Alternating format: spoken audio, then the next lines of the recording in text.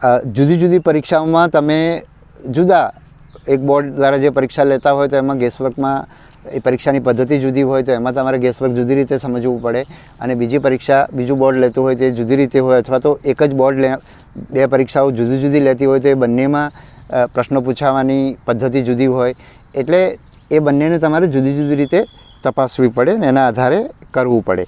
બીજું, પ્રશ્નપત્ર તમારે હું મોટાભાગની પરીક્ષાઓમાં જોઉં છું તો વિદ્યાર્થીઓ પ્રશ્નપત્રમાં પ્રશ્નો કરતા જાય અને અહીંયા કુંડાળું કરતા જાય, વર્તુળ ઘાટું કરતા જાય. એની અંદર ઘણો વધારે સમય જતો હોય છે. એટલે તમારે ઘાટું કરવાનું કામ છેલ્લે રખાય, એના માટે પૂરતો સમય પણ રખાય.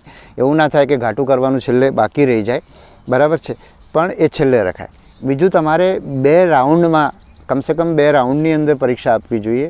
પહેલા રાઉન્ડમાં તમને જેટલા પ્રશ્નો સીધા આવડી જાય છે એ કરી લેવાના, એટલે તમને ખબર પડે કે તમે 100માંથી કેટલા પ્રશ્નો કર્યા. સામાન્ય રીતે જે પરીક્ષાઓ ઓછી માહિતી આધારિત હોય, જેમાં તમારે ગેસવર્કની વધારે જરૂર હોય, જે સમજણ આધારિત પરીક્ષાઓ હોય, એમાં તમે 100માંથી 25-30 પ્રશ્નો જ વધુમાં વધુ 20થી 30 પ્રશ્નો તમે પહેલા રાઉન્ડમાં થશે.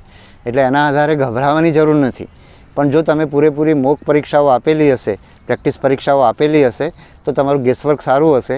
એટલે બીજા રાઉન્ડમાં જ્યારે તમે ગેસવર્ક કરશો તો પહેલા રાઉન્ડમાં પણ ઇવન તમે જ્યારે વાંચતા હો ત્યારે તમે જોયું કે પ્રશ્ન જોયો અને તમને વાંચો પણ આખો નથી આવડતો, પણ એટલી ખબર છે કે આમાં તો એક આ વિકલ્પ ખોટો છે, તેની બાજુમાં તમે ચોકડી કરી લો અને પછી બીજા રાઉન્ડની અંદર એ તમે એમાં ગેસવર્ક કરી શકો.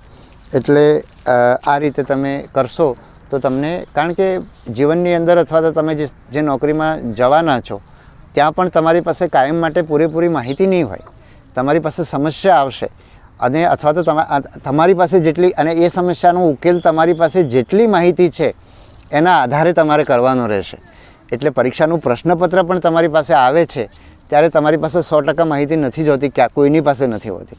તો તમારી પાસે જેટલી માહિતી છે એના આધારે તમે એ પ્રશ્નોનો ઉકેલ શોધશો તો તમે સરકારી કર્મચારી તરીકે પણ એ જ રીતે ઉકેલ શોધશો. એટલે આ પરીક્ષાઓ આ રીતે પૂછાતી હોય છે. અને બીજી વાત એ છે કે તમે સ્વમૂલ્યાંકન કરતા રહો, બરાબર છે. તમારું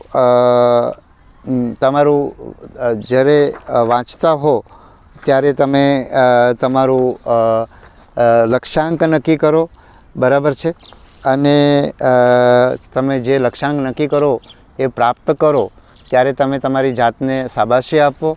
સાથે સાથે તમારી જાતને શાબાશી આપવા માટેના કારણો શોધતા રહો. નાનામાં નાની સફળતા તમે પ્રાપ્ત કરો ત્યારે તમે તમારી જાતને શાબાશી અચૂક આપો. તમારી સારી વસ્તુઓ શોધી કાઢો અને તમે તમારી જાતને શાબાશી જરૂર આપો.